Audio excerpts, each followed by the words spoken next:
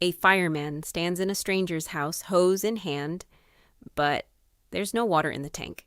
It's full of kerosene. His job is not to put out fires. His job is to start them, to burn books, because in his world, books are illegal, and the houses that hide them are set alight with the books still inside. And on the night our story really begins, the fireman watches a woman refuse to leave her secret library.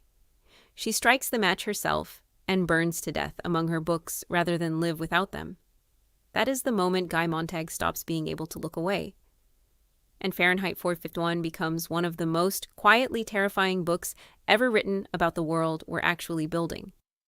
Montag is that fireman, and for years he has loved his work, taken a simple animal pleasure in watching pages blacken and curl.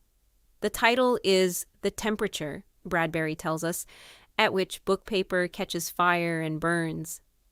Montag lives in a bright, loud, empty future where nobody reads anything, where houses have wall-sized televisions playing all day, where people stuff little radios into their ears so they're never once alone with a thought.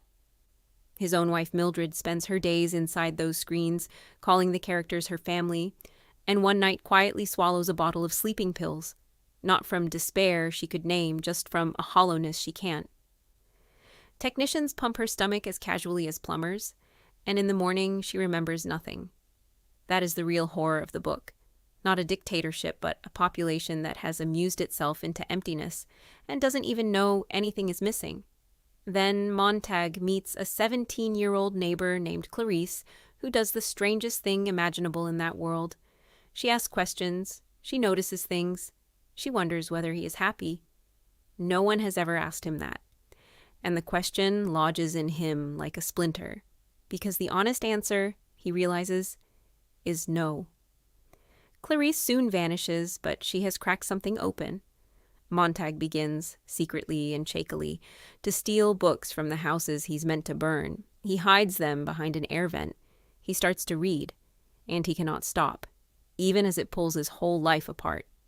His boss, Captain Beatty, is the most chilling figure in the book precisely because he is not stupid. He is brilliant and widely read, and he has turned against everything he knows. Beatty explains how it happened, and it's the passage that keeps the novel frighteningly alive. Nobody banned books at gunpoint, he says.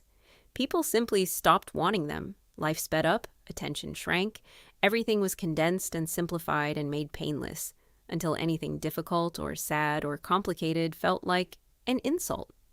The minorities who might be offended by this book or that one grew and grew until it was easier to burn them all and keep everyone smiling.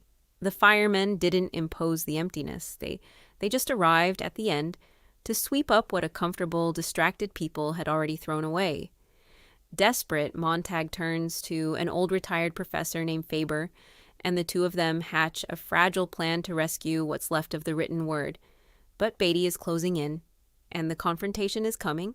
When the fire trucks finally scream to a stop, it's outside Montag's own house, his wife has informed on him, and Beatty orders him to burn his own home, his own books, with his own hands. Something in Montag breaks.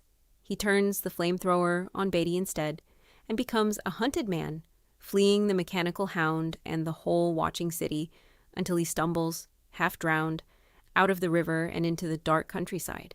And there, by a fire that warms instead of destroys, he finds the strangest resistance imaginable. A band of ragged exiles, each of whom has memorized a book. One man is the book of Ecclesiastes, another is Plato, another carries a novel entirely in his head. They can't stop the burning, but they can keep the words alive inside living people, passing them down like a flame from hand to hand, waiting for a world ready to read again. And as they watch, the distant city, glutted, oblivious, glued to its screens, is obliterated in an instant by the war it never bothered to notice. The book ends not in despair, but in a fragile, stubborn hope that after the ashes, human beings will want to remember and start over. The man who wrote it did so in a hurry, on a rented typewriter in the basement of a library, feeding it dimes to keep the clock running, surrounded by the very books his novel was fighting for. And Ray Bradbury spent the rest of his long life, he lived to 91, insisting that people had slightly misread him.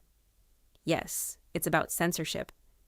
But more than that, he said, it was a warning about television, about a culture that would give up reading not because someone forced it to, but because staring at bright, easy screens was so much simpler than sitting alone with a hard, beautiful book. So read it because it was written in 1953 and it describes your evening. The earbuds, the wall-sized screens, the endless scroll, the horror of an unfilled, silent moment. Bradbury saw all of it coming, and he was frightened for us, and read it because its answer is so moving and so small.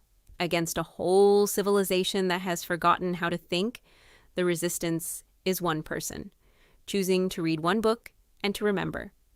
Which means the resistance could be you tonight.